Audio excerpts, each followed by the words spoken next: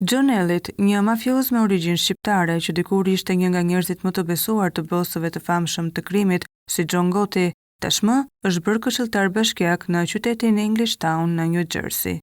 Ish ushtari i familjes Gambino, i cili dikur u dënuar për 6 vrasje dhe 10 sulme të dhunshme, u betua të mërkurën si antar i Këshillit Bashkiak duke marrë një kthes të papritur në jetën e tij. Kam pasur një të kaluar të errët, por tani duhet ta shlyej dhe të përfundoj jetën duke bërë gjëra pozitive, tha 62 vjeçari. I njohur si një nga arkëtuesit më të suksesshëm të klanit Gambino gjatë viteve 80-90, Elliot beson se përvoja e tij në rrugë do ta ndihmojë edhe në politik. Çdo aspekt i rrugës është si qeveria, ndaj e kuptoi mirë manovrimin politik dhe intrigat, shtoi ai.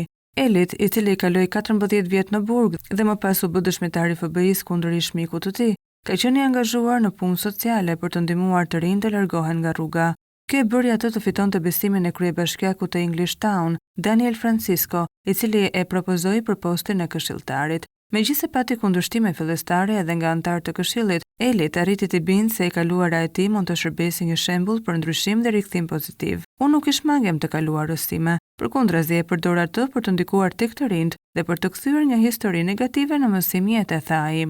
Elliot do ta mbajë këtë post deri në vitin 2027, përveç nëse dikush e sfidon në zgjedhjet deri në 21 mars. Megjithatë, ai beson se ka mbështetje të mjaftueshme për të vijuar në politikë dhe nuk e përjashton mundësinë e një kandidimi më të lartë, madje edhe për Kongresin Amerikan. Jam pyetur për një post më të lartë politik dhe më pëlqen modeli i Trump. Ai bën atë që duhet dhe është punëtor i madh, tha Elliot, i cili ka qenë mbështetës i presidentit Trump që nga viti 2016.